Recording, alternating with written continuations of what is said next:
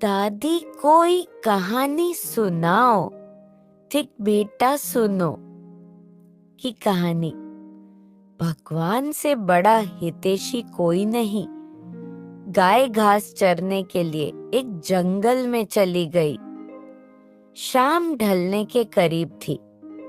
उसने देखा कि एक बाघ उसकी तरफ दबे पांव बढ़ रहा है। वह डर के मारे इधर उधर भागने लगी और बाघ भी उसके पीछे दौड़ने लगा। दौड़ते हुए गाय को सामने एक तालाब दिखाई दिया। घबराई हुई गाय उस तालाब के अंदर घुस गई। वह बाघ भी उसका पीछा करते हुए तालाब के अंदर घुस गया। तब उन्होंने देखा कि वह तालाब बहुत गहरा नहीं था, उसमें पानी कम था और वह कीचड़ से भरा हुआ था। उन दोनों के बीच की दूरी काफी कम थी, लेकिन अब वह कुछ नहीं कर पा रहे थे। वह गाय उस कीचड़स कैदी राज के अंदर धीरे धीरे धंसने लगी। वह बाघ भी उसके पास होते हुए भी उसे पकड़ नहीं सका।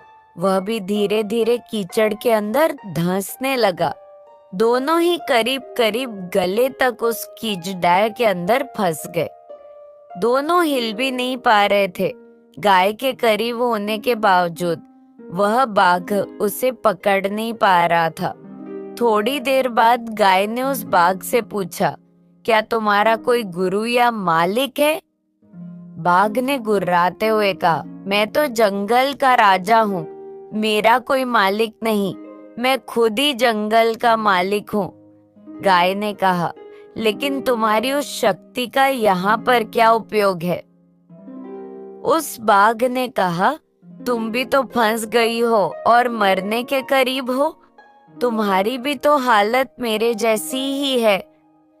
गाय ने मुस्कुराते हुए कहा, बिल्कुल नहीं, मेरा मालिक जब शाम को घर आएगा और मुझे वहां पर नहीं पाएगा तो वह ढूंढते हुए यहाँ जरूर आएगा और मुझे इस कीचड़ से निकालकर अपने घर ले जाएगा। पर तुम्हें कौन ले जाएगा? थोड़ी ही देर में सच में ही एक आदमी वहां पर आया और गाय को कीचड़ से निकालकर अपने घर ले गया। जाते समय गाय और उसका मालिक दोनों एक दूसरे की तरफ कृतज्ञता पूर्वक देख रहे थे। वे चाहते हुए भी उस बाघ को कीचड़ से नहीं निकाल सकते थे, क्योंकि उनकी जान के लिए वह खतरा था। गाय समर्पित हृदय का प्रतीक है। बाघ अहंकारी मन है। मालिक ईश्वर रब का प्रतीक है। कीचड़ यह संसार है और यह संघर्ष अस्तित्व की लड़ाई है।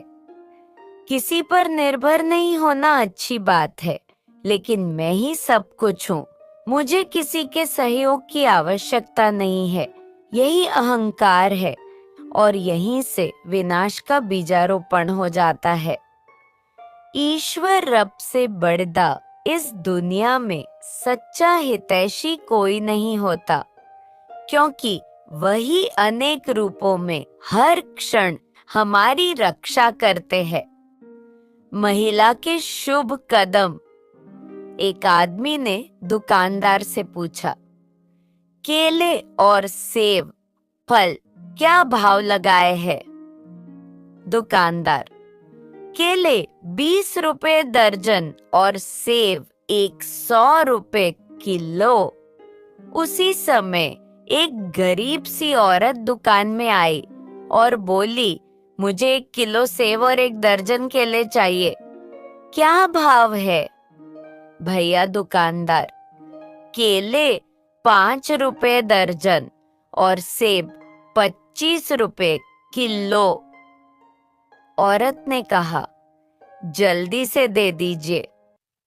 दुकान में पहले से मौजूद ग्राहक ने खा जाने वाली निगाहों से घूरकर दुकानदार को देखा।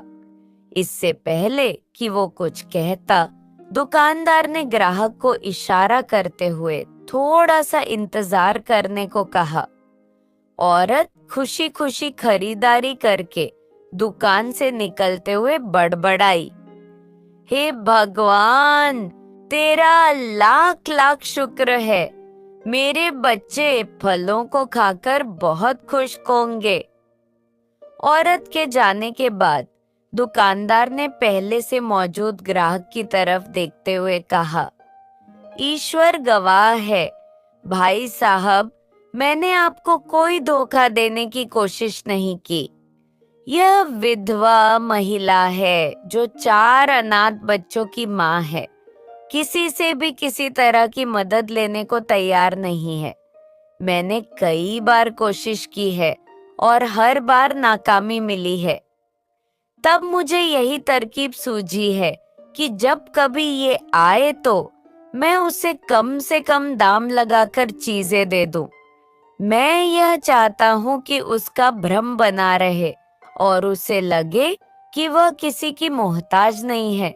मैं इस तरह भगवान के बंदों की पूजा कर लेता हूँ। थोड़ा रुक कर दुकानदार बोला, यह औरत हफ्ते में एक बार आती है। भगवान गवाह है, जिस दिन ये आ जाती है उस दिन मेरी बिक्री बढ़ जाती है और उस दिन परमात्मा मुझ पर मेहरबान हो जाता है। ग्राहक की आंखों में आंसू आ गए। उसने आगे बढ़कर दुकानदार को गले लगा लिया और बिना किसी शिकायत के अपना सौदा खरीद कर खुशी खुशी चला गया। खुशी अगर बांटना चाहो तो तरीका भी मिल जाता है।